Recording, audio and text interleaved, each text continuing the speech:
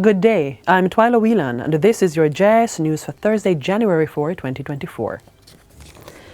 Prime Minister Andrew Holness says he has received a preliminary report from the National Violence Prevention Commission and will begin assessment to determine strategies for implementation. He asserts that the work towards restoring a sense of peace in the society will take on a joined-up, non-partisan and non-political approach. We're going to start working on those to see how we can incorporate, not to the exclusion of anybody, everybody will be involved. The Prime Minister was speaking at the National Day of Prayer, Heal the Family, Heal the Nation service on Wednesday. The fourth staging of the annual event was put on by the Jamaica Umbrella Group of Churches and Power Faith Ministries International. Mr. Holness says even though major crimes were reduced in 2023, the figure is still too high.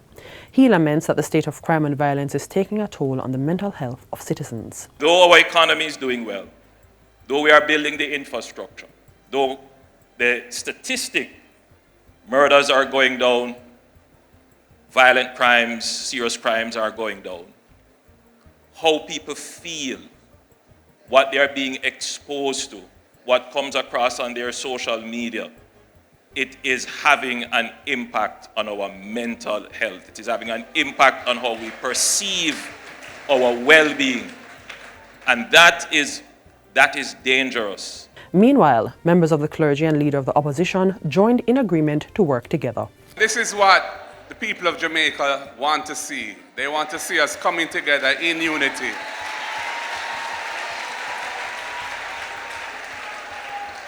So that we can collectively face all the challenges of the nation and overcome them for the benefit of this generation and generations to come.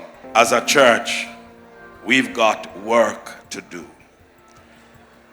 And we must continue, not just to pray, but to stand up in our communities, to unite with each other, with our government and the security forces, to ensure that reduction in crime continues. The Statistical Institute of Jamaica, Statin, is officially reporting that the economy grew by an estimated 2.1% for the July to September quarter of 2023 when compared to the same period in 2022. This reflected growth in both the services and goods producing industries of 2.1%. The record shows improved performances for all subsectors in the service industries, with the exception of producers of government services, which declined by 0.9%. Growth in the goods producing industries was largely influenced by higher output levels in mining and quarrying of 103.1%. Manufacturing and construction also performed well, but the agriculture, forestry and fishing industry continued to be impacted by dry conditions, resulting in a 9.3% decline in its value-added output. Meanwhile, prospects for the last quarter of 2023, October to December, remain positive, according to the Planning Institute of Jamaica. The PIOJ is projecting growth within the range of 1 to 2%. This is based on higher employment levels, which continues to strengthen domestic demand and continued recovery in trading. There is also anticipated increase in the use of alumina, along with growth momentum in the hotels and restaurants, transport and storage, and other services industries. The government is working with its counterpart in Canada to improve the Seasonal Agricultural Workers Program. Almost 10,000 Jamaicans benefited from the program in Canada last year. Minister of Labour and Social Security Pernell Charles Jr. says improvements will be made in processes such as selection, orientation and management. We are looking on the laws and the regulations. We are reaching out to all stakeholders that are relevant and connected to your journey, and we are strengthening the liaison services for you. The minister was speaking at a send-off ceremony for 111 workers on Wednesday. They will be taking up employment opportunities on various farms across Canada for several months. Minister Charles Jr. says the ministry has spoken to and met with several stakeholders to ensure their best interests, including senators, ministers, the farmers themselves, and other partners. And we'll continue that dialogue to make sure that as best as possible, we are creating an environment where you are safe, where you can excel, where you can contribute, you can come back home, and you can see where the hard-earned funds can be invested into your children, into your community, into your life.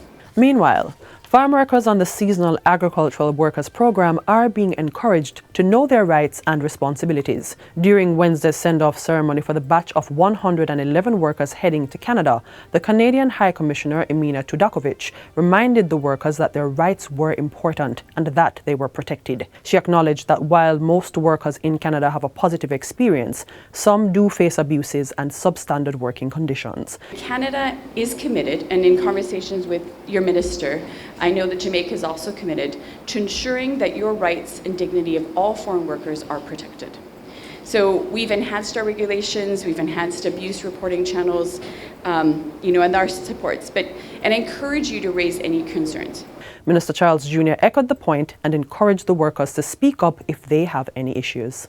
And I'm very happy that our High Commissioner commended to you to speak up and to speak boldly and to appreciate that your government is working together with our partners to make sure that the environment in which you work, your living and your working conditions are suitable, and that it represents the value we place on you. And finally, legal aid lawyers are to begin receiving sign language training this year to assist with the Legal Aid Council's efficiency in providing advice to members of the deaf community. Executive Director of the Council, Diane Watson, says the LAC has always provided legal services to the most vulnerable in society, and this is an attempt to extend its reach. She adds that to assist with the challenges experienced in providing justice services to the disabled community, the LAC has partnered with interpreters and other stakeholders within that community. A press statement from the Legal Aid Council adds that it has been building its internal capacity with training on intellectual disabilities and developing media resources to include Braille to reach the visually impaired. Stakeholder discussions have also been assisting in identifying the gaps. The Disabilities Act, which came into effect on February 14, 2022, outlines the right to access for persons with disabilities, which includes free movement, use of benefits, and the ability to receive and understand information. And that's it for JIS News Today. I'm Twyla Whelan. Thanks for watching.